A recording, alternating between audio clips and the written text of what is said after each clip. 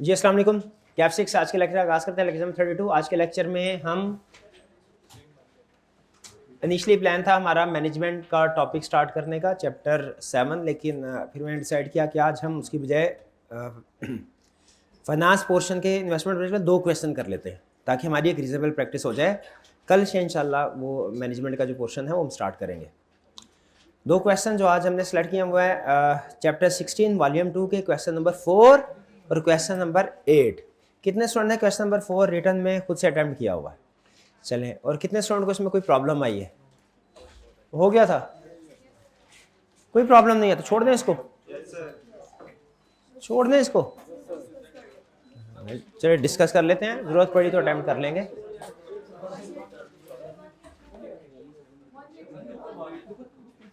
अभी 4 और उसके बाद 8, ये 2 मैंने आज प्लान किए हैं।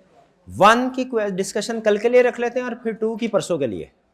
ठीक है, 1 और 2 आप घर से अटेम्प्ट करके आइएगा। कल डिस्कशन करेंगे क्वेश्चन नंबर 1 की, फिर 2 और फिर 7। ये ठीक है इस तरीके से तरतीब? चले, सबसे पहले रिक्वायरमेंट एज यूजुअल।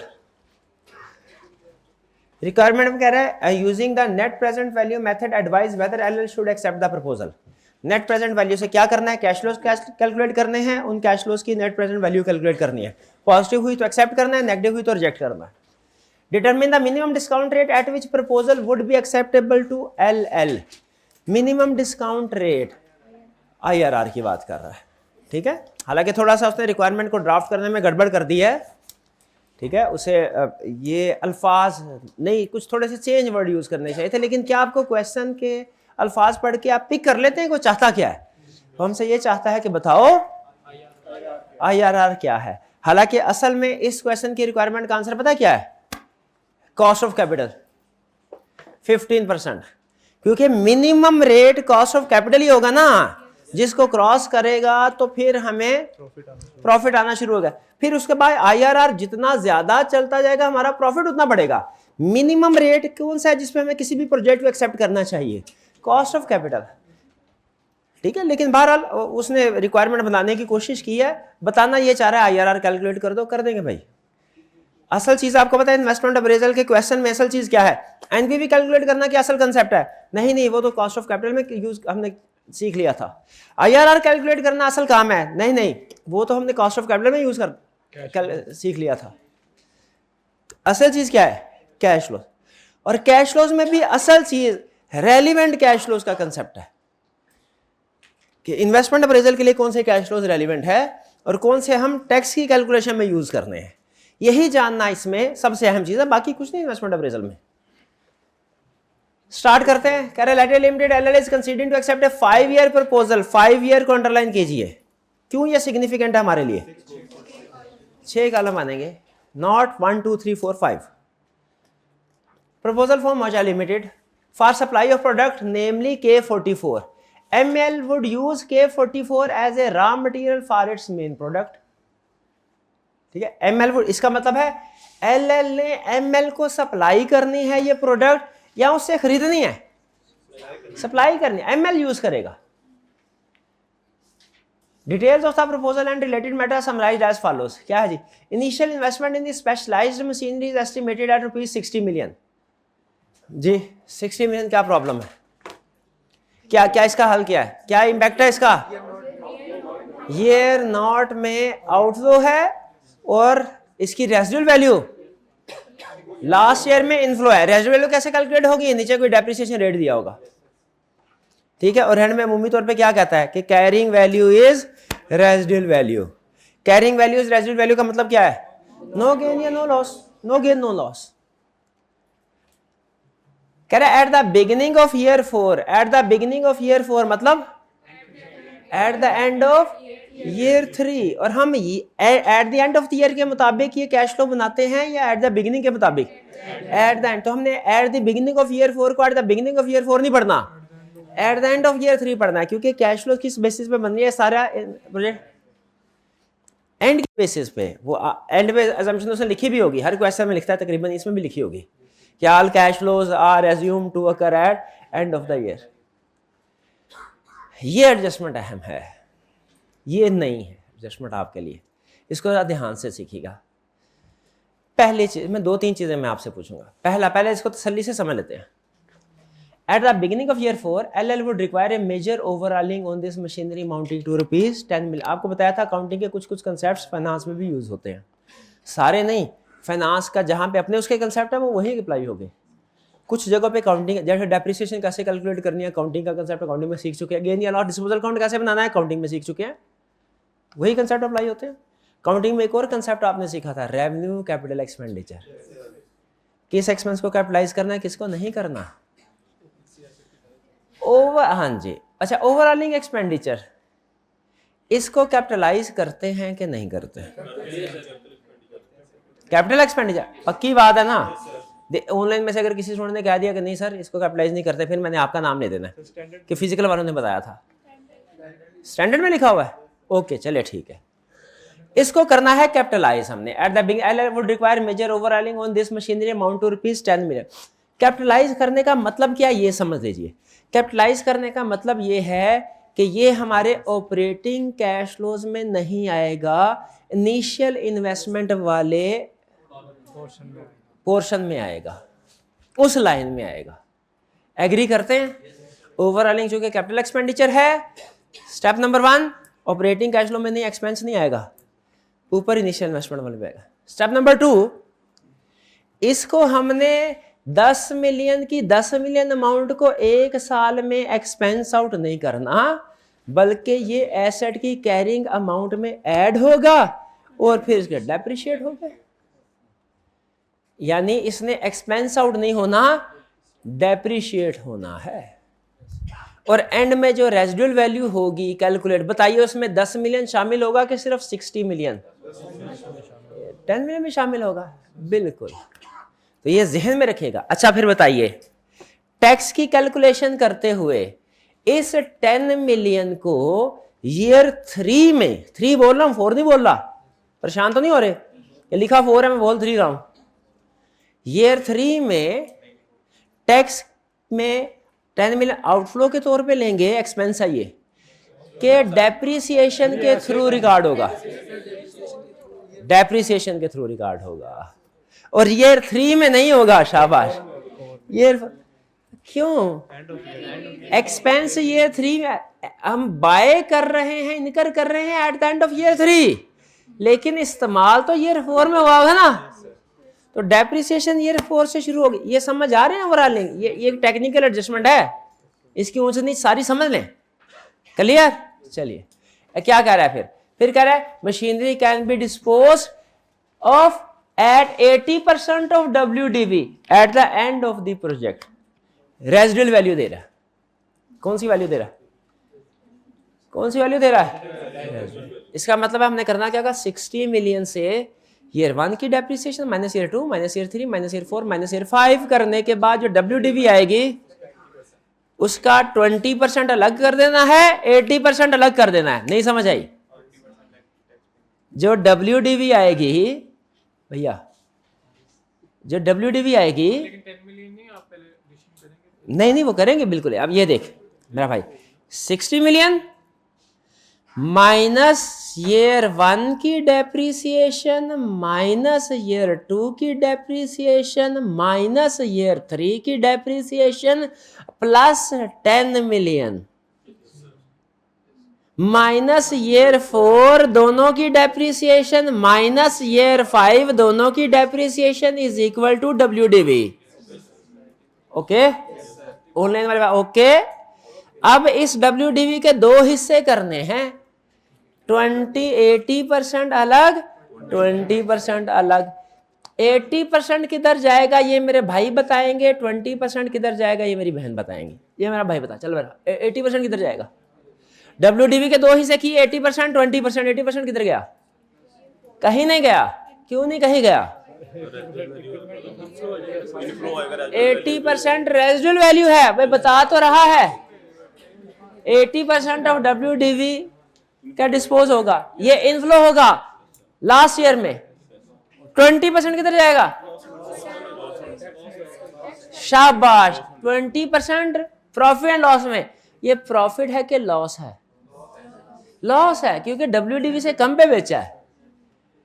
80 100 की का 80 पे बेचा है तो 20 लॉस है, गेन नहीं है, लॉस है, कम पे बेचा है, ज्यादा पे नहीं बेचा।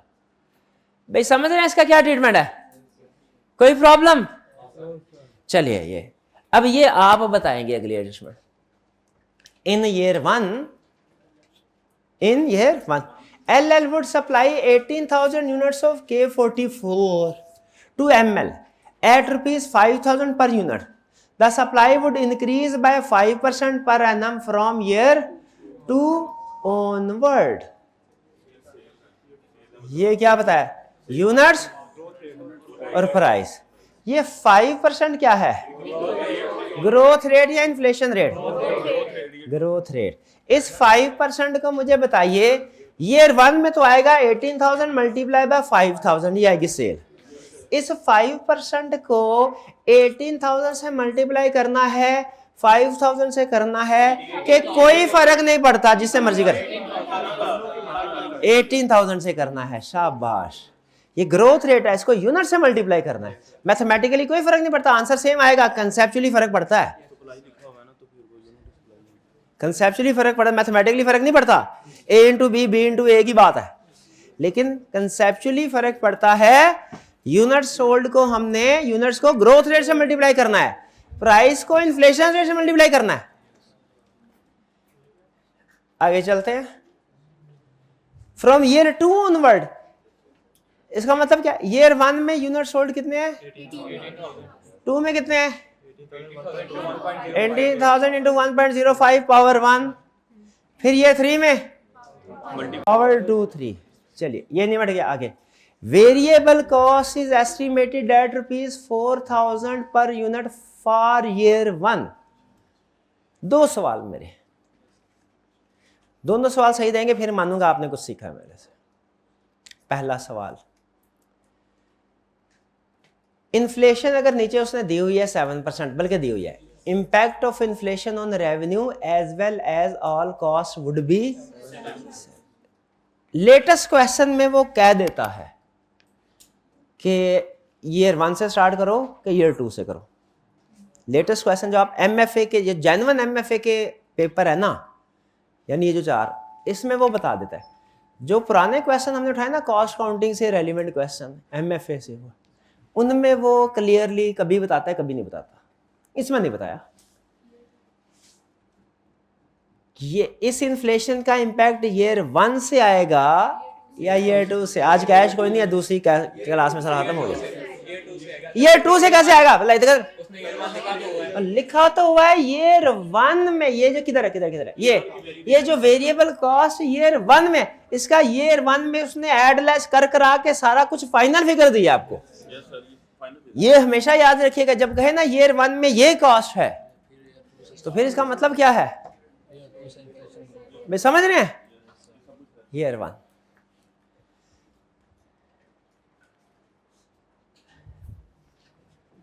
अच्छा, अगर क्या होता, अभी पता चल जाता है, लिखा होता, गौर से देखिएगा। अब मैं पुराने वर्जन को नए वर्जन पे शिफ्ट कर रहा हूं।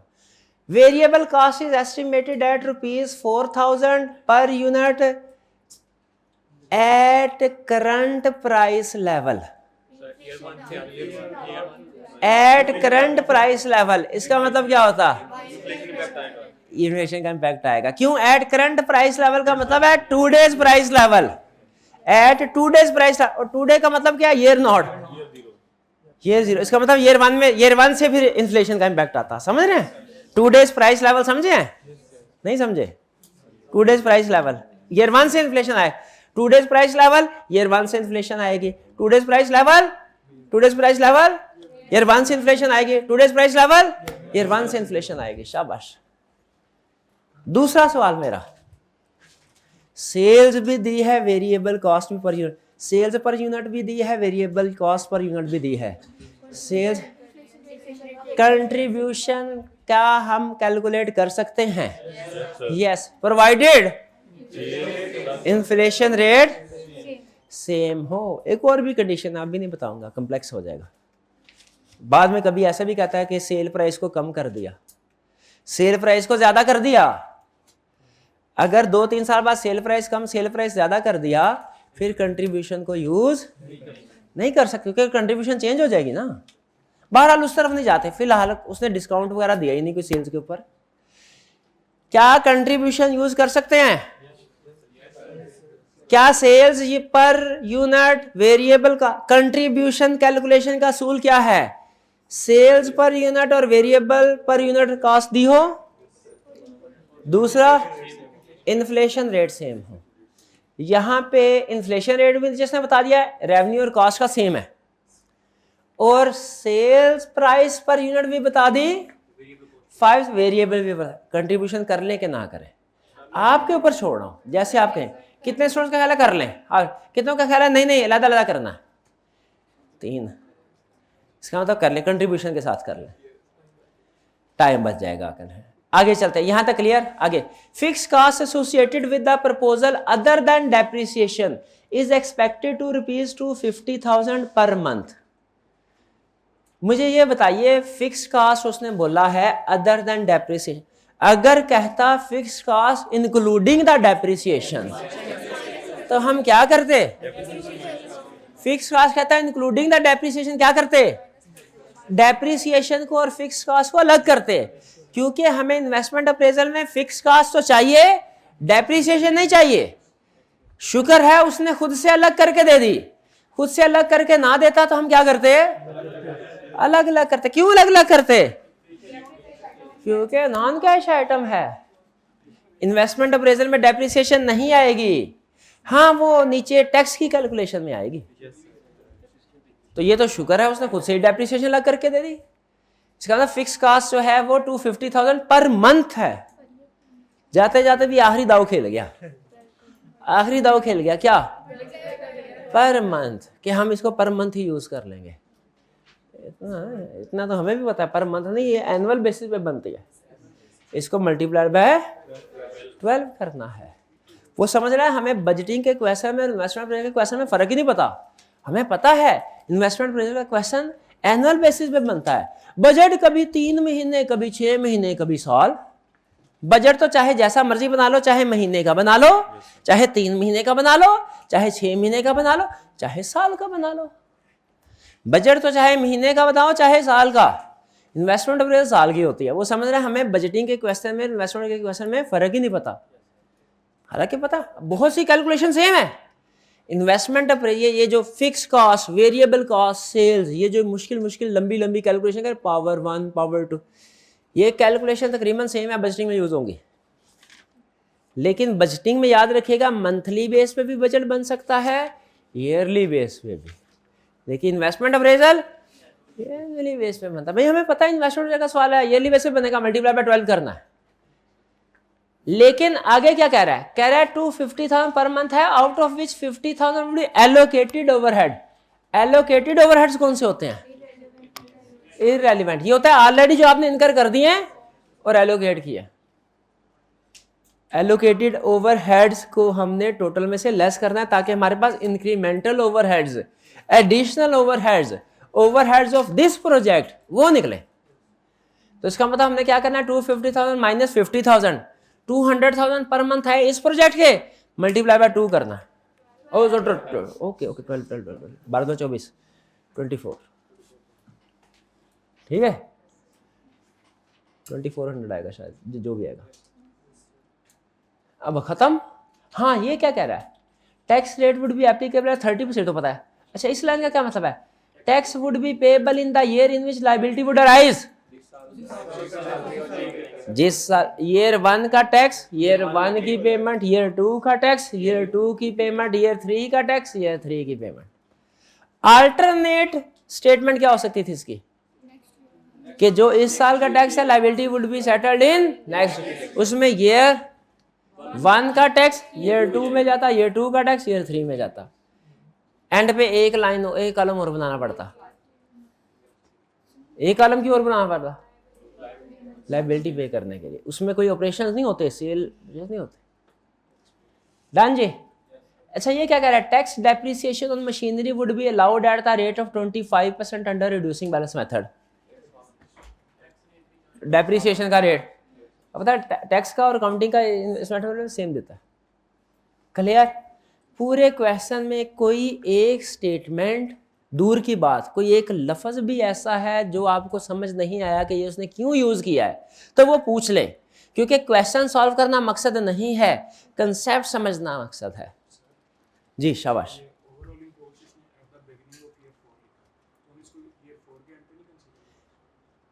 ओवरऑलिंग कॉस्ट उसने लिखा है, क्वेश्चन ये है स्टूडेंट का कि ओवरऑलिंग कॉस्ट उसने बिगिनिंग ऑफ द ईयर 4 लिखा है, क्या हम इसको ईयर 4 वाले कॉलम में नहीं लेंगे कि eight the end of the year 4 आ जाए?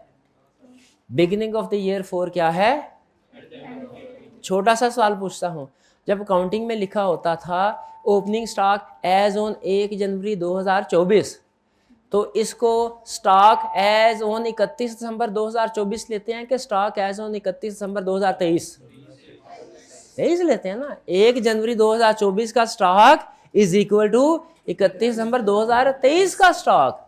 क्लोजिंग ओपनिंग, ओपनिंग क्लोजिंग, वही कंसेप्ट इधर है। Beginning closing of the year is equal to closing of this year is equal to beginning of next year, और यही कंसेप्ट दूसरे अल्फाज में beginning of next year is equal to closing of this year. Done जी, करें, start करें जी। Concept discuss हो गए, अब कैलकुलेशन करें? नहीं, कैलकुलेशन नहीं करेंगे भाई, कैलकुलेशन नहीं करेंगे तो फिर मैनेजेरियल पोर्शन और फाइनेंस पोर्शन में फर्क कैसे रहेगा? ना ना ना ना, कैलकुलेशन तो करनी पड़ेगी। जिस दिन आपने कैलकुलेशन, फाइनेंस का टॉपिक थोड़ी है, ये मैनेजेरियल का टॉपिक थोड़ी है। मैनेजेरियल में भी आपको केस स्टडी लिखनी पड़ेगी। करेंगे भैया करें। अच्छा चलिए ऐसे करते हैं, जरा जल्दी कर लेते हैं, ठीक है? जल्दी कैलकुलेटर अपने सामने रखें सारे, मैं आपसे कैलकुलेशन करवाता हूं, अगर आपने सही कर ली तो मैं नहीं करूंगा, वरना फिर मैं आपके सामने। इनिशियल सप्लाई, आप मुझे डिस्पोजल अकाउंट बना दीजिए। अच्छा मैं खुद से, भाई ये मेरे लिए कैलकुलेटर लेगा, मेरा कैलकुलेटर नहीं चलेगा, खुद से मैं काम करूं, आपको मसला तो कोई नहीं है।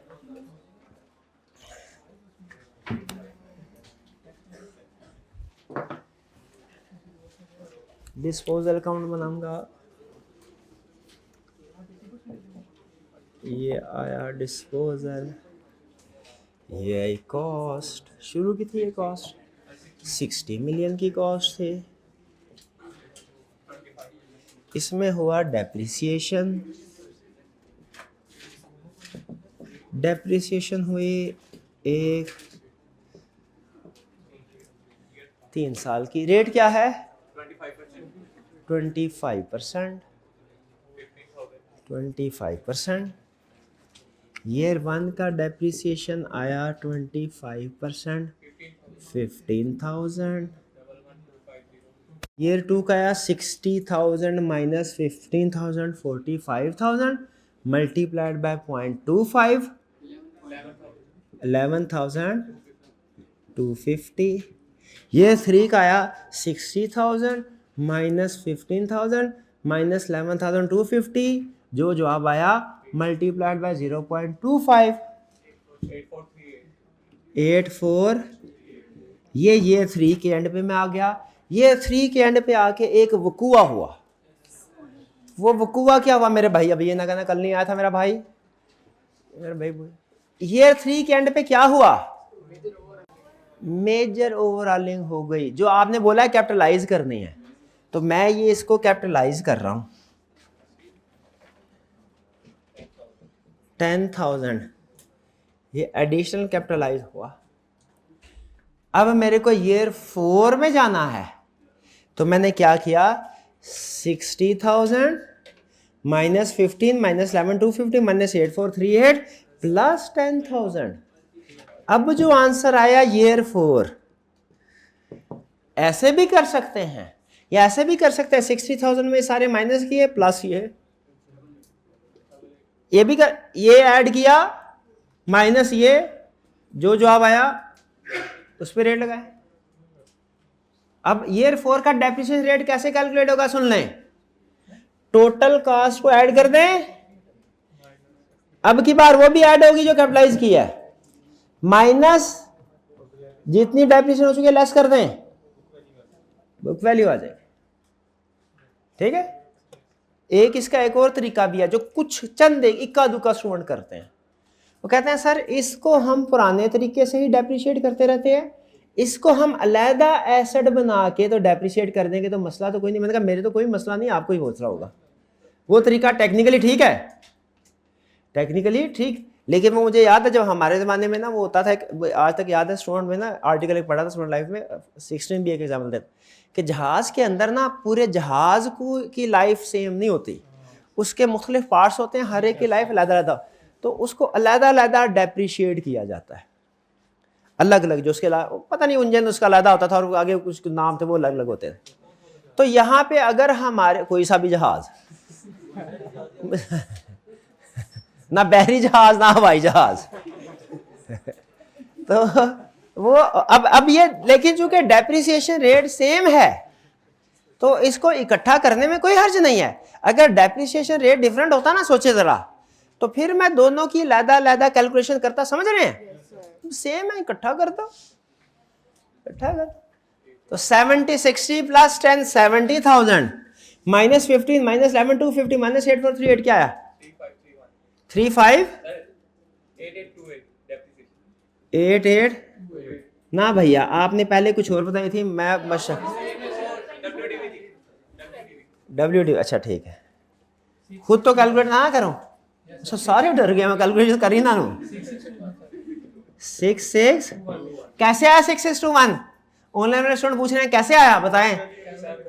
ये कॉस्ट सारी ऐड की, देखिए कुछ फर्क नहीं पड़ा, देखिए नया ओवरऑलिंग होने से, सिर्फ आपने उसको कॉस्ट में ऐड कर दिया, बाकी सेम।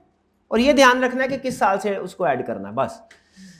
क्या आया आंसर? 6:1 6:1।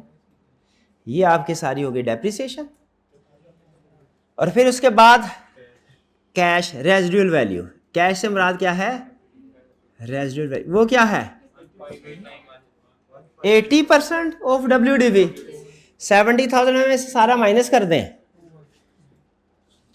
20% आ जाएगा लॉस, 20% ऑफ WDV। और ये रेजिडुअल वैल्यू क्या है? 80% ऑफ WD, कितनी आई? 15890। ये नंबर आगे पीछे हो गए, मसला तो नहीं आपको कोई? चले, और ये लॉस कितना है? 3973। अब देखिए किधर किधर जाएगा, ये 60,000 किधर जाएगा? ईयर नॉट में डिस्पोजल अकाउंट बन गया ना हमारा, ईयर नॉट में आउटफ्लो, ये आ गया जी ईयर नॉट में आउटफ्लो। ये 10,000 किधर जाएगा? ईयर 3 में आउटफ्लो, ईयर 3 में आउटफ्लो 10,000। भाई लिखा तो ईयर 4 हुआ है, बिगिनिंग ऑफ ईयर 4 लिखा है, ईयर 4 नहीं लिखा, बिगिनिंग ऑफ ईयर 4 लिखा है। ये कैश किधर आएगा? 15890 इनफ्लो।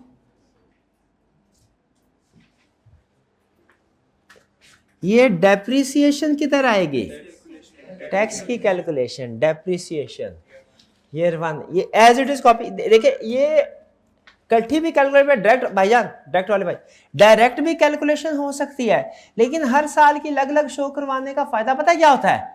तो टैक्स में साथ में यूज हो जाती है, साथ ही टैक्स के लिए अलग से कैलकुलेशन करने की जरूरत नहीं।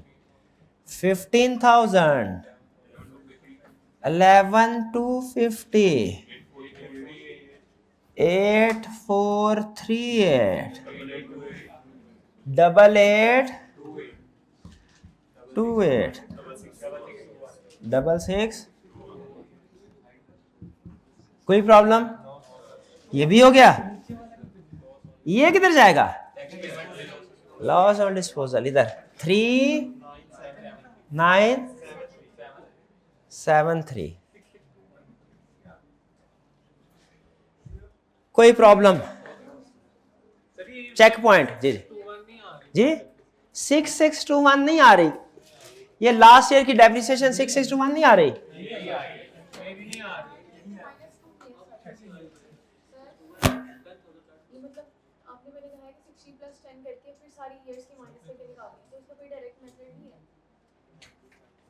नहीं नहीं यही डायरेक्ट है,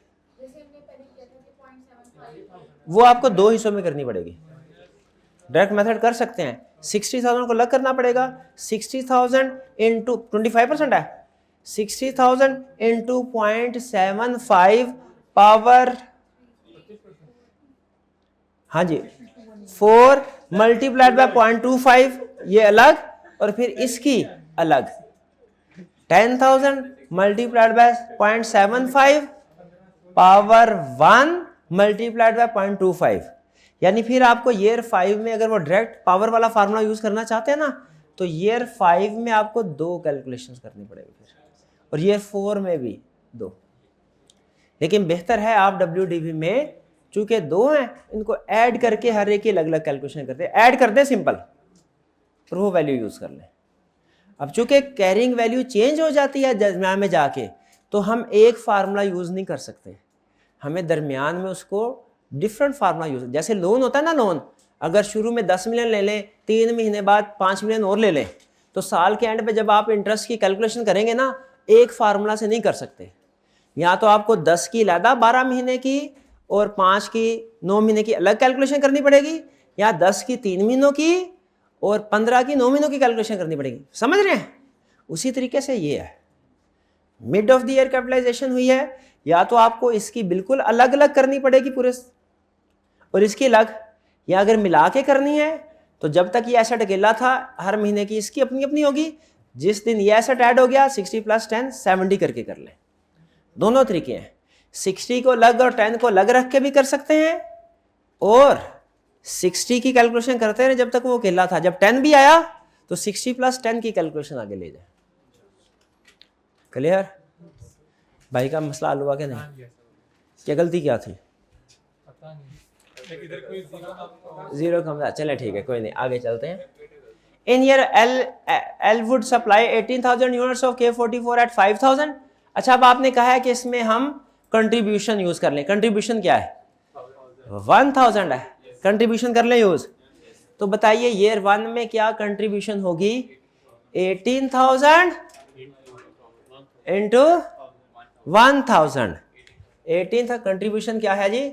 सेल्स और वेरिएबल अलग अलग नहीं कर रहे, क्योंकि मैंने दोनों लिखते हैं। मैं कहा अगर आप सेल्स वेरिएबल करते हैं तो वैसे कर दूंगा, कंट्रीब्यूशन करते हैं तो आपने कहा जी कंट्रीब्यूशन कर लें। तो ये आ गई 5,000 1,000 sorry 18,000 multiplied by 1,000, 18,000 multiplied by 1,000, ये कितना आया हमारा? राउंड ऑफ किया हुआ हमने 18,000। क्लियर? मेरा एक सवाल जी, आप बताएं मेरे भाई, आप बता।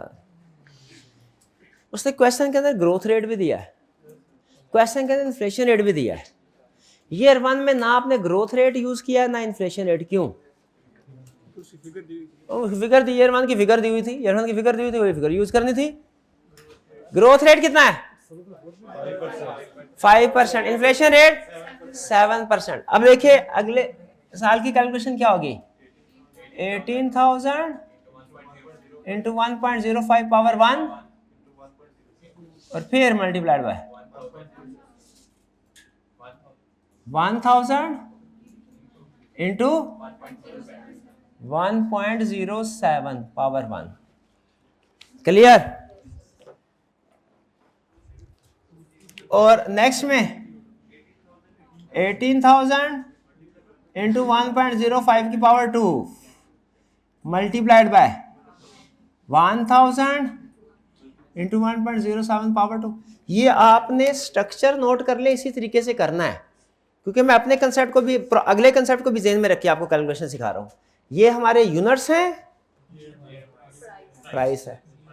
बजटिंग में वो ऊंच नीच करवाएगा, कभी यूनिट्स में चेंज करवाएगा, कभी प्राइस में करवाएगा, तो आपको पता होना चाहिए कि किधर इसका इम्पैक्ट आना है। इस कैलकुलेशन में मसला तो कोई नहीं है ना आपको। चलिए फिर उसके बाद 18,000 into 1.05 power 3 into 1,000 multiplied by 1.07 power 18,000 into 1.05 power 4 into 1,000 multiplied by 1.07 power 3, जो भी है, सॉरी पावर 4। लेकिन एक बात मुझे समझ नहीं आ रही, इसमें ईयर 3 है लेकिन पावर 2 है, क्योंकि इन्फ्लेशन ईयर 2 से स्टार्ट हुई है। इन्फ्लेशन ये, लेकिन भाई इतना पक्का करना है एग्जाम में आपको हैरानगी ना हो। कभी कभार होती है ये क्या ऊपर ईयर, एक सवाल में तो दोनों सेम आ रहे थे, इस सवाल में दोनों डिफरेंट क्यों है, कहीं मैं गलती तो नहीं कर रहा? नहीं भाई, इन्फ्लेशन डिफरेंट स्टार्ट हो। जी बताइए क्या है? 202223 2271 25527 28679। चले फटाफट आकर बाकी नेक्स्ट क्वेश्चन भी करना है। मशीनरी का ये हो गया, ये हो गया, वेरिएबल कास्ट भी, फिक्स कास्ट है, मसला ही कोई नहीं। 250,000 माइनस 50,000, 200,000 मल्टीप्लाई बाय 12 भरना 24, कितना आया? 2400। 2400 हर साल ठक ठक ठक ठक ठक ठक। इन्फ्लेशन और ग्रोथ, फिक्स कास्ट में सिर्फ इन्फ्लेशन आता है। अच्छा, सेल्स और वेरिएबल कास्ट में इन्फ्लेशन भी आएगा, ग्रोथ भी आएगा। फिक्स कास्ट में सिर्फ इन्फ्लेशन आएगा, डेप्रिसिएशन में ना इन्फ्लेशन आएगा ना ग्रोथ आएगा, पक्का? ओके। फिक्स कास्ट 2400, इन्फ्लेशन नहीं आएगी। 400 से ईयर 1 में पूछा ना, ईयर 1 में बताया ना। अच्छा, कभी कभी ना वो दाव खेल जाता होता है, बाकी के वो बता देगा इसी साल की, किसी एक की बता देगा पिछले साल का ये है। तो आपने ध्यान से हर क्वेश्चन के बारे में क्लियर हो जाना है, हर आइटम के बारे में। ये क्या हर लाइन आइटम वो ईयर 1 की ही इंफॉर्मेशन दे रहा है ना? बताइए, वेरिएबल कास्ट उसने ईयर 1 की दी है, क्या फिक्स कास्ट भी ईयर 1 ही की है कि नहीं? हाँ, लिखा नहीं है। Fix cost associated with the proposal is expected to be, लिखा है, एक्सपेक्टेड टू बी लिखा है, ईयर 1 नहीं लिखा। एक्सपेक्टेड का मतलब क्या होता है कि पिछले साल है कि नेक्स्ट ईयर की, ईयर 1 की है, समझ रहे हैं? एक्सपेक्टेड का मतलब यही है कि पास्ट कास्ट नहीं है, ये ईयर 1 है। ये आपने गौर करना है। देखें, इशारा दिया होता है उससे, समझना है उसको। तो ईयर 1 2400, अब मैं कर रहा हूं 2400, इन्फ्लेशन रेट कितना था? 7%। 2400 इंटू 1.07 पावर नहीं आएगा, ईयर 1 है। 2400 next, 2400 into 1.07 power 1, 2400 into 1.07 power 2, 2400 1.07 power 3, 2400 into 1.07 power 4। जी भाई बताते जाए। 2747 2940 3146। चलें जी, कॉस्ट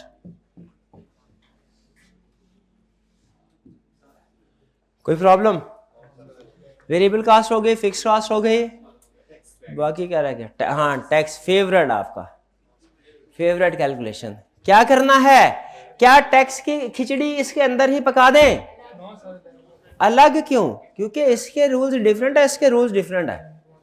जब आप दो डिफरेंट चीजें इकट्ठी करते हैं ना, तो कभी इस एंगल से सोचना पड़ता है, कभी उस एंगल से। चार्टर्ड अकाउंटेंट का दिमाग पक पक के इस काबिल हो चुका होता है, वो कभी घूम के एक साइड पे, कभी घूम के दूसरी साइड पे जा सकता है। स्टूडेंट का दिमाग अभी कच्चा पक्का होता है, वो एक वक्त में मल्टी प्रोसेसिंग नहीं कर सकता। हम एक वक्त में चार्टर्ड अकाउंटेंट फाइनेंस मैनेजर की हैसियत से भी सोच सकते हैं, अकाउंट्स मैनेजर की हैसियत से भी, टैक्स कंसल्टेंट की हैसियत से भी, लेकिन आपको एक वक्त में एक ही एंगल से सोचना चाहिए। अब जब आप इन्वेस्टमेंट के पॉइंट ऑफ व्यू से सोच रहे हैं तो सिर्फ इन्वेस्टमेंट के पॉइंट ऑफ व्यू से सोचना है। अब जब हम टैक्स कंसल्टेंट के पॉइंट ऑफ व्यू से सोचेंगे तो सिर्फ टैक्स कंसल्टेंट बन के सोचना है। भाई बात समझ आ रही है?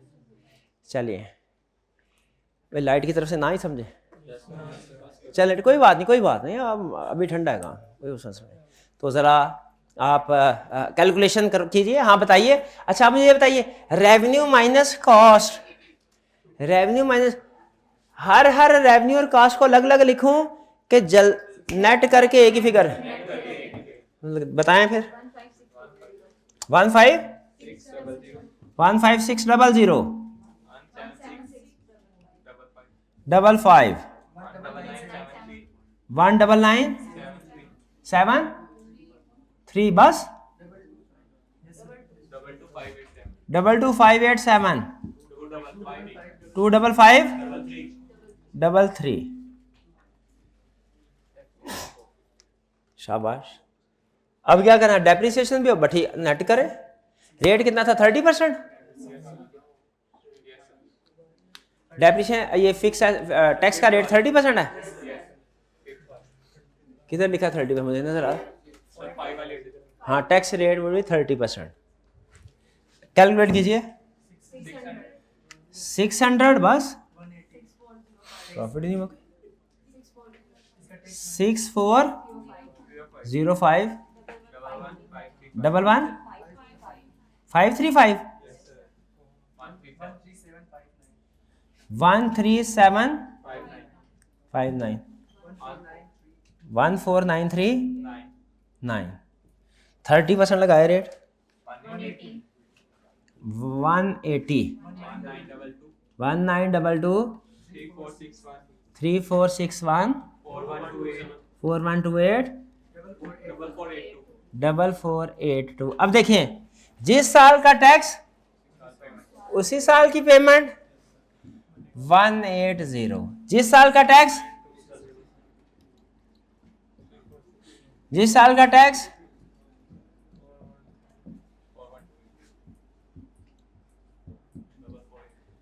डबल 482 ये लीजिएगा। अब बाकी आपका काम वही है जो कि पीआरसी वाला है, लेकिन करें फटाफट करें। मुझे नेट कैश फ्लो बताएं। ये नॉट का तो मैं ही बता देता हूँ आपको। 60,000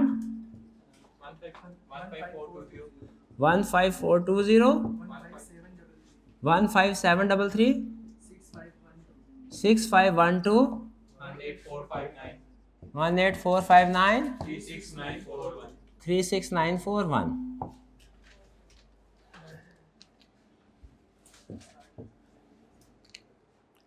एनपीवी कैलकुलेट करें, किस रेट पे करेंगे? 15% पे।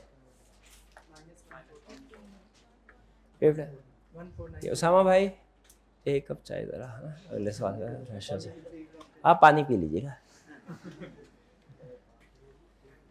मुझे भी नहीं पीने देंगे तसल्ली से।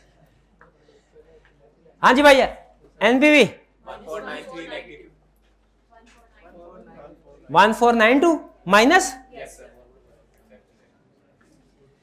एनपीवी। अब इसको रेज कर दूं,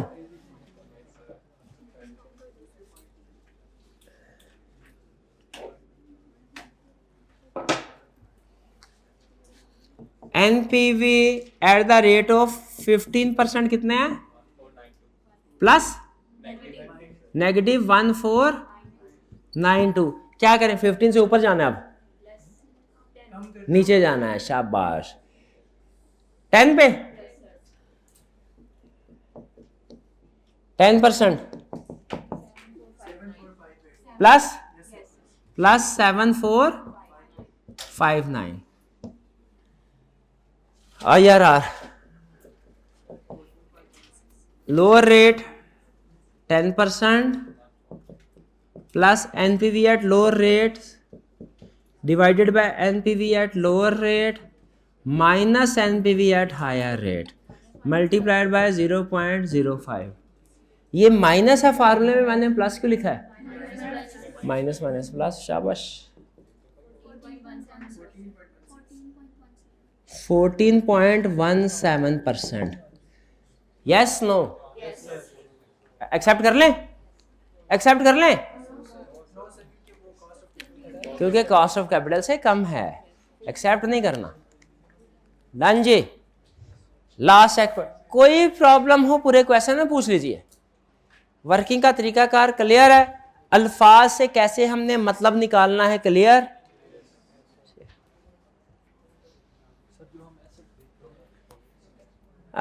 building was recently rented out at ₹1 million।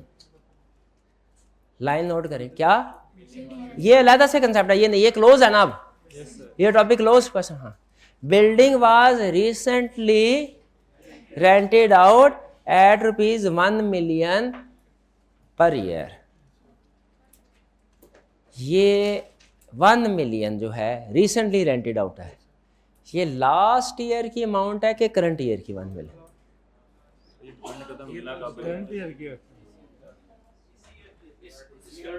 इस ईयर की है कि पिछले ईयर की?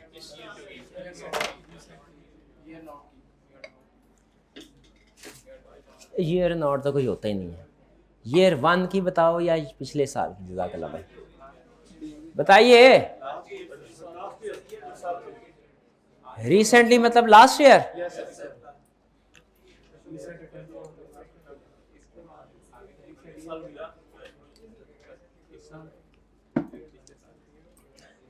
कितने स्टूडेंट्स का मतलब है? रीसेंट का मतलब है, रिसेंटली रेंटेड आउट का मतलब है rented out in last year. कितने स्टूडेंट्स का ख्याल है रिसेंटली रेंटेड आउट का मतलब है, रिसेंटली का मतलब रिसेंट ईयर, रिसेंटली का मतलब rented in recent year, recent year नहीं, रिसेंट ईयर का मतलब करंट ईयर। रिसेंट पिछले साल को कहते हैं कि रिसेंट कहते हैं अभी अभी, इमीडिएटली, 1-2 दिन पहले। चलें कोई नहीं, वैसे एक लफ्ज मैंने आपके जहन में डालना था बस। हाँ, अब वो जब क्वेश्चन आएगा ना फिर इसके ऊपर फर्दर डिस्कशन करेंगे। वेरी फ्री, ठीक है जी, ठीक है। आगे चलते हैं। नेक्स्ट हमारा क्वेश्चन है 8, क्लाउडी कंपनी। सबसे पहले रिक्वायरमेंट IRR। क्या क्वेश्चन की रिक्वायरमेंट से आपको पता चल रहा है? इन्वेस्टमेंट का क्वेश्चन है। Compute IRR of the new plant and advise whether CCL should introduce D44। ये आई ना काम की एडजस्टमेंट, ये आई काम की एडजस्टमेंट। आप कल कह रहे थे ना सर ये नया प्लांट पुराना प्लांट, ये क्या चक्कर है? नया प्लांट पुराना प्लांट। अब देखें,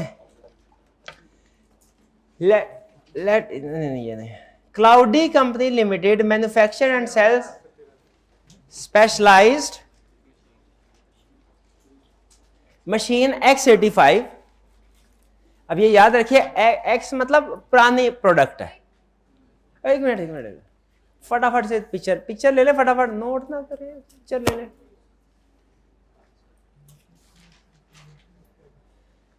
Cloud CCL manufactures and sells specialized machine X85. A newer version of machine is gaining popularity in the market and CCL is therefore considering to introduce a similar version D44. X version पुराना है, D version नया है। Detailed research in this respect has been carried out during the last 6 months at a cost of rupees 3.25. Sunk cost ignore करेंगे? Okay, हाँ जी, ये relevant cost ही नहीं है, ये relevant to be ignored. Clear? लेकिन वो कह रहा है कि अभी पे नहीं की, पे करनी है, पे कर दिया फिर भी संक। और अगर अभी पे करनी है, पक्की बात है कि पे कर दिया तो संक है, अगर पे करनी है तो फिर संक नहीं है, इनकर्ड हो गई। यहां प्रोजेक्ट चलाए या ना चलाए पे करनी पड़ेगी। तो ये रिसर्च कास्ट चाहे पे की है चाहे पे करनी है, अभी ये संक है। एग्रीड? आगे चलते हैं। The relevant information is as follows. Initial investment in the new plant for manufacturing D44 would be 450 million, including installation and commissioning of the plant. क्या ट्रीटमेंट है जी? आप बताइए मुझे, क्या ट्रीटमेंट है 450 का? 450 मिलियन ईयर नॉट में आउटफ्लो, और ये रेजिडुअल वैल्यू लास्ट ईयर में इनफ्लो, और हर साल की डेप्रिसिएशन टैक्स की कैलकुलेशन में आएगी, और गेन या लॉस भी टैक्स में आएगा, और अगर एडिशन हुई, शाबाश, ये सुनना चाह रहा था, अगर ओवरऑलिंग हुई तो जिस साल ओवरऑलिंग हुई है उस साल कैपिटलाइज होगी और अगले साल से डेप्रिसिएशन भी उसकी ऐड हो जाएगी। डेप्रिसिएशन एक्सपेंस आपका बढ़ जाएगा, डेप्रिसिएशन एक्सपेंस बढ़ जाएगा क्योंकि वो भी ऐड हो जाएगी। ठीक है जी, आगे चलते हैं। 450 को अंडरलाइन कर लें। ये sales volume of X 85 X last product 85 in the last year was 30,000। पिछले साल कितने थे? 30,000 units. It is estimated that introduction of D44 would reduce the sale of X85 by 2। भाई नए मॉडल से पुराने मॉडल सेल कम हो जाती है ना। अब गौर से सुनिएगा, इंफॉर्मेशन को समझना है, कैलकुलेशन की तरफ नहीं जाना, पहले इंफॉर्मेशन को समझना है। Concept more important than calculation से। ठीक है, कह रहा है D44 इंट्रोड्यूस करवाने से X85 की सेल कम होगी, इससे ये कम होगी अपॉर्चुनिटी कॉस्ट, रेलिवेंट कॉस्ट। साबित हो गया रेलिवेंट कॉस्ट है। ओके, कितनी? 2000 यूनिट्स एवरी ईयर। अब ये सब्जेक्ट टू इंटरप्रिटेशन है कि 2000 हर साल 2000 यूनिट ही डिक्रीज होंगे कि हर साल 2000 फर्दर डिक्रीज होते जाएंगे। मेरे घर में इसकी दो इंटरप्रिटेशन आ रही है, मैं कंफ्यूज हूं। पहले इंटरप्रिटेशन ईयर 1 में भी 2000, ईयर 2 में भी 2000, ईयर 3 में भी 3, ईयर 4 में भी 2000। दूसरी इंटरप्रिटेशन ईयर 1 में 2000, ईयर 2 में 4000, ईयर 3 में 6000, एवरी ईयर से ये समझ जी, बाय 2000, बाय 2 डिक्रीज होगी, वुड रिड्यूस बाय 2000 एवरी, यानी हर साल रिड्यूस होगी 2000 से, हर साल रिड्यूस होगी 2000 से, हर साल रिड्यूस होगी। ये समझ आ रहा है? हर साल रिड्यूस होगी कि कह रहा है पहले साल रिड्यूस होगी बाकी सेम रहेगी। अगर कहता ना पहले साल रिड्यूस होगी फिर सेम रहेगी तो हर साल 2000 आता। मैं समझे जैसे वर्किंग कैपिटल है ना, पहले साल इंट्रोड्यूस करवाया फिर नहीं करवाया, लेकिन ये तो हर साल इंपैक्ट आता है सेल का, सेल का इंपैक्ट हर साल आता है और ये रिड्यूस भी हर साल हो रही है। भाई ये मानते हैं कि नहीं मानते? रिड्यूस हो रहे 2000 हर साल। तो ईयर 1 में रिड्यूस कितने हुआ? 2000, ईयर 2 में 400, ईयर 3 में पक्का। आगे चलते हैं। लेकिन मेरे को तो यूनिट्स नहीं चाहिए, मेरे को तो X85 से लेना देने कोई नहीं, ये तो हम D44 बना रहे हैं। D44 में ऐसे ना करें, D44 में X85 कैसे आ गया? ओके, इसकी वजह से इफेक्ट हुआ। अच्छा, तो कंट्रीब्यूशन लॉस आएगा। शाबाश, यूनिट बता दिए, नेट ऑफ टैक्स। शाबाश, तो इसका मतलब ये हुआ कि ईयर 1 में 2000 यूनिट्स हैं, कंट्रीब्यूशन ईयर 1 में कितनी है? 5500। तो इसका मतलब ये हुआ ईयर 1 की कैलकुलेशन यहां तक अगर रहे, अगर यहां तक रहे, ईयर 1 की कैलकुलेशन होगी 2000 multiplied by 5500 multiplied by 0.7। Year 2 की तरह गौर से सुनेगा, अभी तक की calculation 4000 multiplied by 5500 multiplied by 0.7। हाँ, अगर नीचे इन्फ्लेशन दी हुई उसने, इन्फ्लेशन का इंपैक्ट आएगा कि नहीं आएगा? जस्टिफाई करो क्यों आएगा? क्योंकि अगर ये प्रोडक्ट ना चलाते, पुरानी प्रोडक्ट कंटिन्यू होती तो उस पर भी तो इन्फ्लेशन का इंपैक्ट आता पर यूनिट। उसकी कंसेप्ट क्या करें? अगर पुरानी प्रोडक्ट ही चलती रहती, क्या उस पर इन्फ्लेशन का इंपैक्ट ना आता? तो इसका मतलब है इन्फ्लेटेड कॉस्ट हमने सैक्रिफाइस की है, इन्फ्लेटेड रेवेन्यू सैक्रिफाइस किया हर साल का। समझ रहे? नीचे उसने इन्फ्लेशन रेट दिया है, कोई इन्फ्लेशन रेट दिया है? किधर है? Impact of inflation on selling price, variable cost, fixed cost. Selling price, variable cost, मैं तो खुश हो गया, selling variable fix cost would B 10% for both machine plant, यानी दोनों का इन्फ्लेशन रेट सेम है, चाहे नई मशीन के कॉस्ट हो चाहे पुरानी की हो। ये लाइन पढ़ते ही मैं खुश हो गया। मैं खुश क्यों हुआ? शाबाश, कंट्रीब्यूशन, क्योंकि उसने इन्फ्लेशन रेट भी सेम दिया है और वेरिएबल कॉस्ट इधर बता दिया ना, इसका मतलब ऊपर भी लग दी होगी वेरिएबल कॉस्ट। तो मेरा कंट्रीब्यूशन एक कैलकुलेशन 2 in 1 हो गया। 2 in 1 करूं कि 2 in 2 करूं? 2 in 1 कर दें। चलिए 10%। लेकिन उससे पहले आपके पास 2 मिनट का टाइम है, आप मुझे हर साल की अपॉर्चुनिटी कॉस्ट कैलकुलेट करके दे दिए। हर साल की अपॉर्चुनिटी, नहीं भाई एक मिनट, अब टाइम, मेरा मुकाबला हो गया इनके साथ कि पहले ये करते हैं कि पहले मैं करता हूँ। नहीं आप करें, आपने। हाँ भैया, पहले साल में इन्फ्लेशन आनी है कि नहीं? मेरा तो पहले, सबसे पहले मैं ये डिसाइड करूंगा पहले साल में इन्फ्लेशन आनी है कि नहीं आनी है।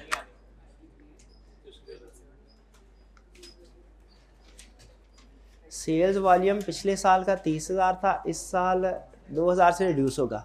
Contribution margin X85 in year 1 is 5500। Year 1 में इसका मतलब है उसने कैलकुलेट कर के दे दिया। अगर कहता ना पिछले साल उसकी कंट्रीब्यूशन इतनी है तो मैं उसको इन्फ्लेशन जरूर डालता ईयर 1 में। अगर पिछले साल की कंट्रीब्यूशन देता ईयर 1 में, मैं इन्फ्लेशन जरूर। अब उसने कंट्रीब्यूशन दी ही अमाउंट ईयर 1 की कैलकुलेट किया है, डायरेक्ट मेरे को इसी को कैलकुलेट करना है।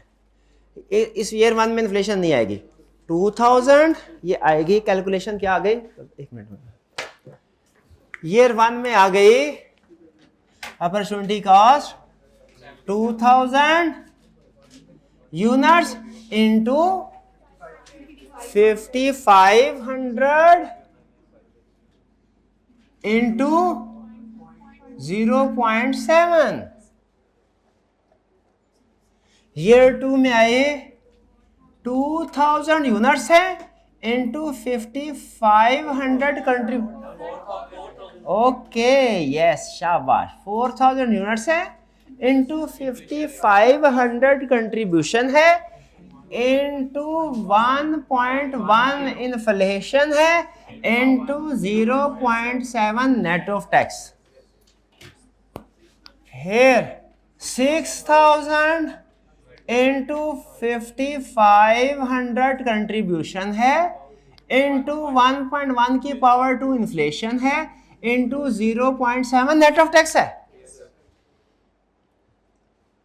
नेक्स्ट ईयर 8000 इंटू 5500 कंट्रीब्यूशन है इंटू 1.1 की पावर 3 इन्फ्लेशन है इंटू 0.7 नेट ऑफ टैक्स है।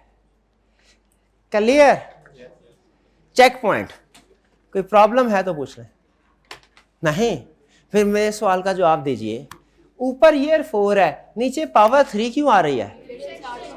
क्योंकि इन्फ्लेशन ईयर 2 से स्टार्ट हो रही है, ईयर 1 से नहीं। और इन्फ्लेशन ईयर 1 से क्यों नहीं स्टार्ट हो रही? ईयर 1 की खुद बताई हुई है, रेट गिवन है। शाबाश। आगे चल भाई, ये एडजस्टमेंट क्लियर हो गई? आगे चलते हैं। Project production and sales of D44 as follow. New project की estimated selling price and variable cost per unit of D44 in year 1। In year 1 sale price variable cost in year 1। क्या मेरे जहन में आ रहा है? इन्फ्लेशन का impact year 1 में नहीं आना। ईयर 1 में तो उसने अमाउंट खुद से दे दी है कैलकुलेट करके। एस्टिमेटेड है 40,000 इंटू 32,000। तो बहुत आसान, बहुत आसान। पहले साल के कंट्रीब्यूशन क्या होगा? 20,000 मल्टीप्लाइड बाय 8,000। दूसरे साल का क्या होगा बताइए? नहीं एक मिनट, जिस स्टूडेंट से पूछ रहा हूं बताएं। दूसरे साल का कंट्रीब्यूशन 25,000 मल्टीप्लाइड बाय 5500 नहीं। इस साल की प्रोडक्ट को पिछले ओल्ड प्रोडक्ट के साथ तो ना मिलाए। क्वांटिटी इस प्रोडक्ट की कंट्रीब्यूशन पिछली प्रोडक्ट का मैच नहीं है, मिस मैच हो गया कोई। 5500 तो नहीं आएगा, 5500 तो X85 का है, इसका D44 का कंट्रीब्यूशन तो उसने नीचे दिया है 8000, 40,000 माइनस 32,000। मेरा भाई ईयर 2 का बताए कंट्रीब्यूशन कितना है? 25,000 इंटू 8,000 इंटू इन्फ्लेशन का रेट क्या है 1.1 पावर 1। ईयर 3 का कंट्रीब्यूशन मार्जिन बताइए, शाबाश आप बताइए, आप एक साथ आपके साथ। ईयर 3 का कंट्रीब्यूशन, हिम्मत कर रहे, हिम्मत, आप कर सकते हैं, आप सीए बन सकते हैं इंशाल्लाह, हिम्मत कीजिए। ईयर 3 का कंट्रीब्यूशन 27,000 मल्टीप्लाइड बाय एक, ये टोटल यूनिट है 27,000, एक यूनिट की कंट्रीब्यूशन कितनी है 8,000। 8,000 कैसे आया 40,000 माइनस 32,000, 27,000 मल्टीप्लाई बाय 8,000, मल्टीप्लाई किससे करना है इन्फ्लेशन से, क्या आएगा 1.1 पावर 2, 1.1 पावर 2। और ईयर 4 अगर इन्होंने पहली दफा में ही सही जवाब दे दिया ना, जिससे पूछूंगा तो मैं मान लूंगा कि आप सब एक्सपर्ट हैं, आप सब इन्वेस्टमेंट अप्रेजल के एक्सपर्ट, क्लियर। और अगर उन्होंने कहा नहीं सर मैं कल नहीं आया था, तो फिर सारी फारग है, एग्रीड।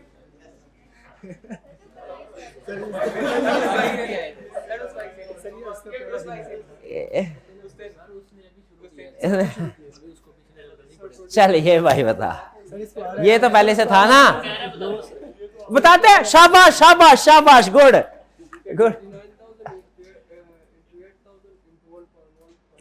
सुभान अल्लाह सुभान अल्लाह।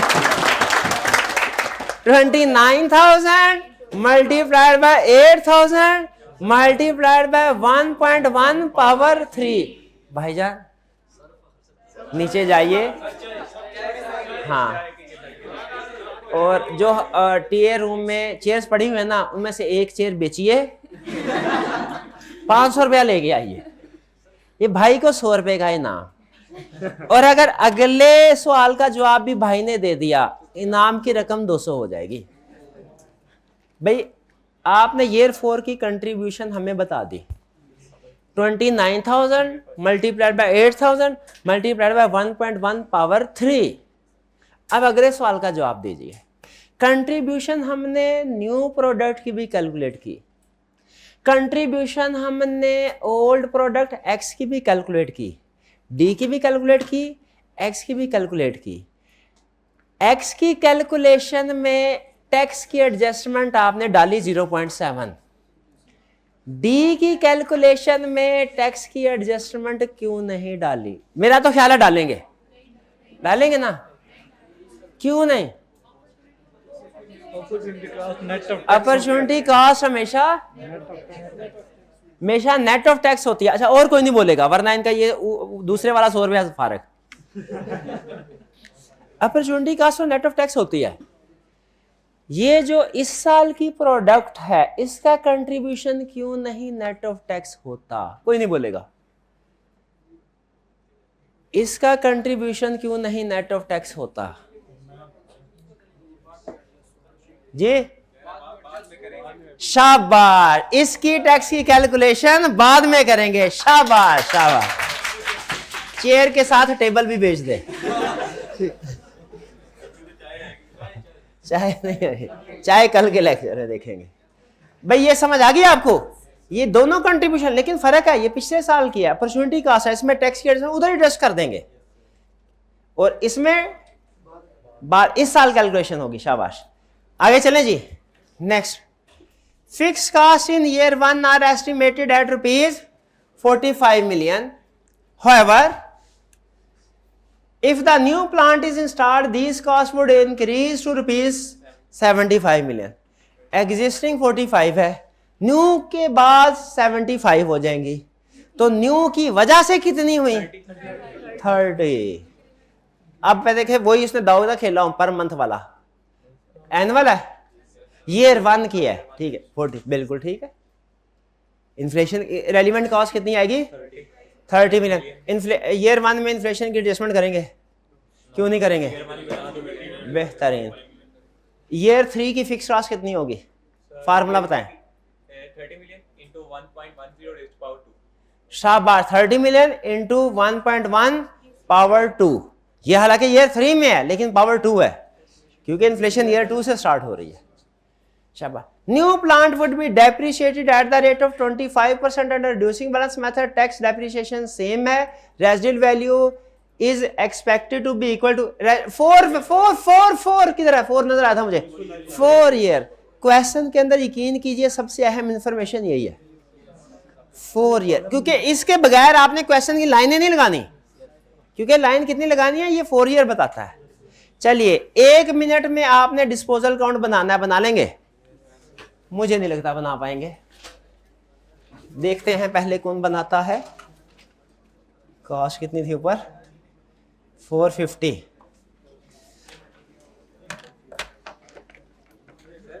WD 25% है। अगर इस साल की डेप्रिसिएशन निकाल के उसके ऊपर नेट रेट निकाले 75%, तो सेम डेप्रिसिएशन आ जाएगा। यस सर, WDV को 75% मल्टीप्लाई करें अगले साल के WDV, जो इस साल की डेप्रिसिएशन आएगी ना उसको नेट जो रेट होगा उसके साथ मल्टीप्लाई करें तो सेम आती है डेप्रिसिएशन, अगले साल की आ जाएगी। Yes sir. सर उम्र भी यही करवाती है। ओके, ऐसे कर लें, बिल्कुल ऐसे कर लें।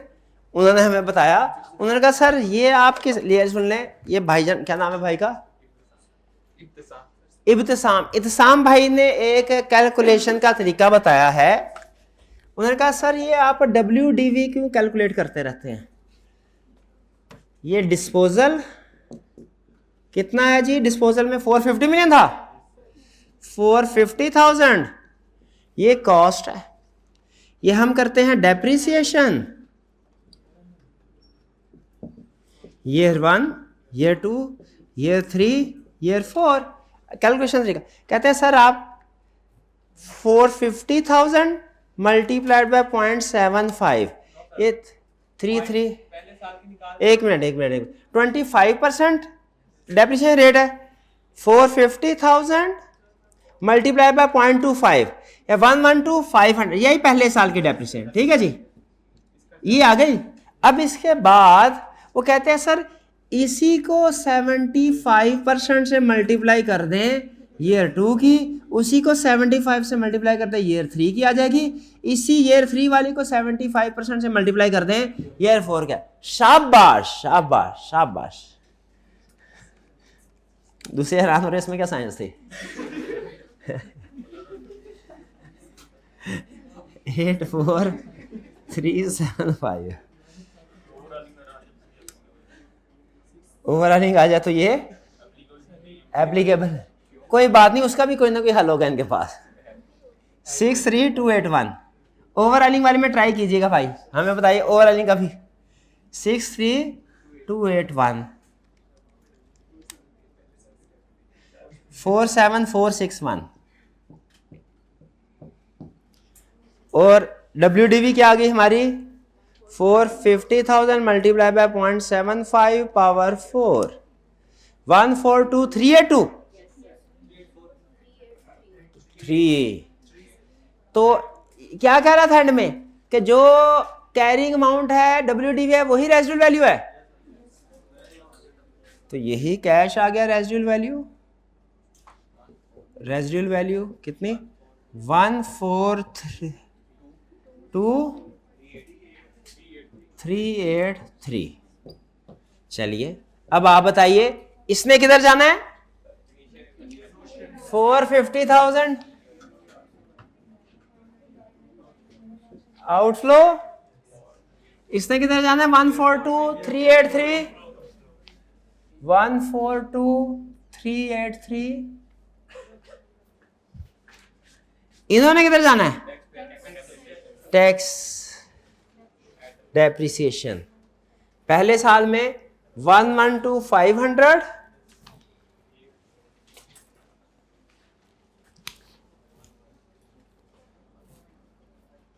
112,500, 84375, 638,281, 47461।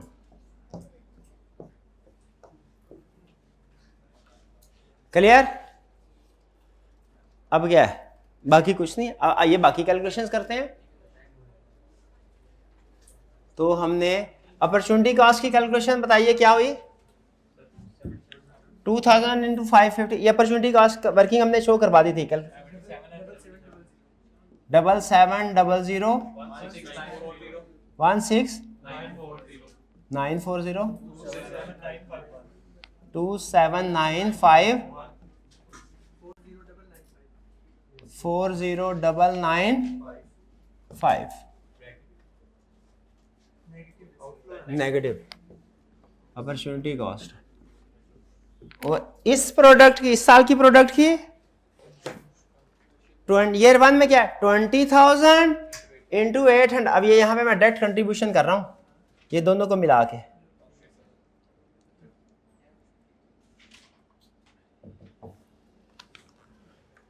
$8,000 यूनिट्स, ये 20,000 यूनिट्स, 20,000 इंटू 8,000 ईयर 1 में। ईयर 2 में 25,000 into 8,000 into 1.1, 27,000 into 8,000 into 1.1 power 2, 29,000 into 8,000 into 1.1 power 3। देखिए कैलकुलेशन में कोई प्रॉब्लम? एक एक नंबर आपको पता है क्यों इस्तेमाल हो रहा है? ये क्या है जी, 27,000। आप बताइए ये 27,000 क्या है, 8,000 क्या है, कंट्रीब्यूशन 1.1 क्या है, इन्फ्लेशन रेट, पावर 2 क्यों है, सेकेंड ईयर क्या। हम कंट्रीब्यूशन कब यूज कर सकते हैं, जब फिक्स्ड और वेरिएबल पर यूनिट गिवन हो, फिक्स्ड और वेरिएबल पर यूनिट गिवन हो और इन्फ्लेशन रेट सेम हो। ठीक है, एक और भी कंडीशन हो फिर कभी देखेंगे। तो ये अब अमाउंट बताते जाएं, लिखवाते हैं अमाउंट्स। 1,60,000, 1,60,000, 160,000, 220,000, 2613, 60, 308, 792। क्लियर जी? अब क्या करना है, फिक्स कॉस्ट 30, फिक्स कॉस्ट क्या है 30, पहले साल की क्या होगी, पावर इंटू 1.1 पावर 1 करना है कि नहीं करना? नहीं करना, क्योंकि इसने पहले साल की खुद से दे दिया। 30,000 दूसरे साल की, 30,000 into 1.1, 30,000 into 1.1 power 2, 30,000 into 1.1 power 3, क्या है 33,000,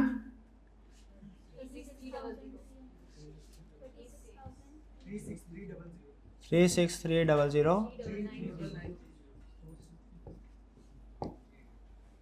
और कोई टैक्स, शाबाश। अलग अलग करें कि इकट्ठा करें? सेल्स और कॉस्ट टैक्स वाली कैलकुलेशन में अलग अलग शो करवा के नेट करा के। ये 112,500 है ना, ये 1 थोड़ा सा छुप गया ब्रैकेट के साथ। नेट तो इन तीनों का नेट कीजिए, तीन अपॉर्चुनिटी कॉस्ट का नहीं करना, इन दोनों का। शाबाश। क्या है 130,000, 187,000, 5060, 268862। कैलकुलेट कर टैक्सेबल प्रॉफिट 175,000, 2625, 161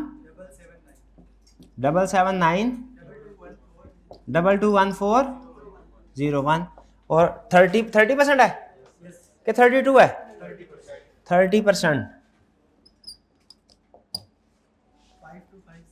5250 30788 48534 6642। अब जिस साल में टैक्स लायबिलिटी उसी साल में भी हो रही है कि नेक्स्ट ईयर में? 525 ईयर 1 की, ईयर 1 में, ईयर 2 की, ईयर 2 में, ईयर 3 की 48534, ईयर 4 की। चलिए जी, अब बाकी कौन सा काम रह गया है? टीआरसी वाला काम। चलें जी, बताएं, मुझे कैश फ्लो टोटल करवा दें। 450,000 7050 139,273 148575 303830। क्या आईआरआर कैलकुलेट करना था कि एनपीवी? आईआरआर। स्टार्ट कहां से करेंगे? पहला रेट कौन सा लगाना है? अगर ना दिया होता कौन सा रेट लगाते? 10% लगा लेते, दूसरा 10 का रिजल्ट देख के लगाते। तो पहले बताइए, अब इसको रेस कर रहा हूं। 10% में 10% है 12 है, रेज कर रहा हूं। NPV eight the rate of 12% कितना है?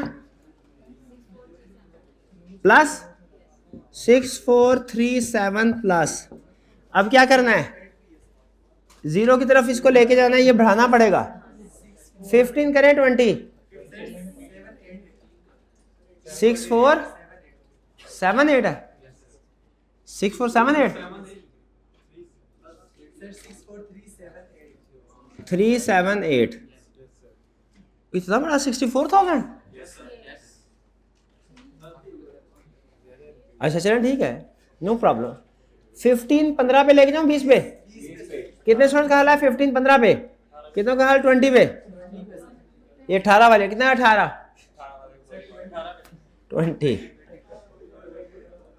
20% पे बताइए। -23237। अब देखिए मैं अपना रफ सा एस्टीमेट लगा रहा हूं।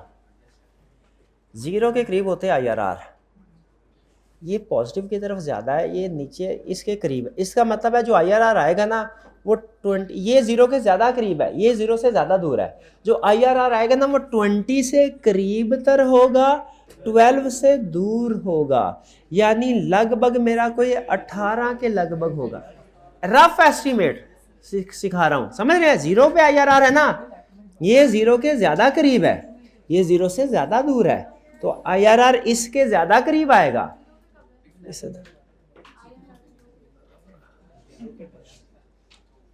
तो बताइए अब एनपीवी लोअर रेट, आईआरआर क्या है? लोअर रेट क्या है? 0.12 into NPV at lower rate 64378 divided by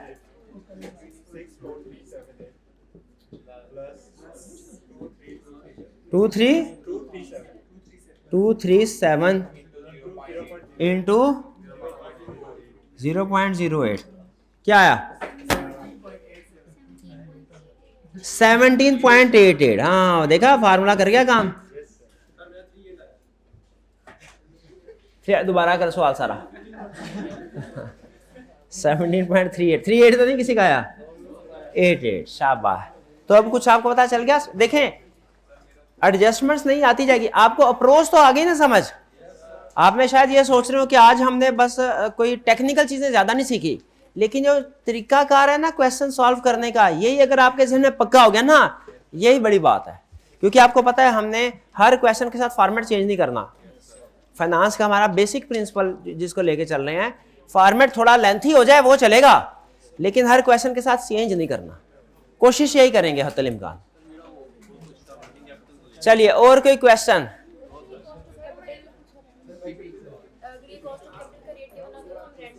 हाँ, कॉस्ट ऑफ कैपिटल का रेट गिवन ना होता आप रैंडम कोई भी रेट उठा सकते थे। अमूमी तौर पे 5 से 15% के दरमियान में रेट उठाया जाता है, 5 से 15, ठीक है, ये रीजनेबल से एक गैस होता है।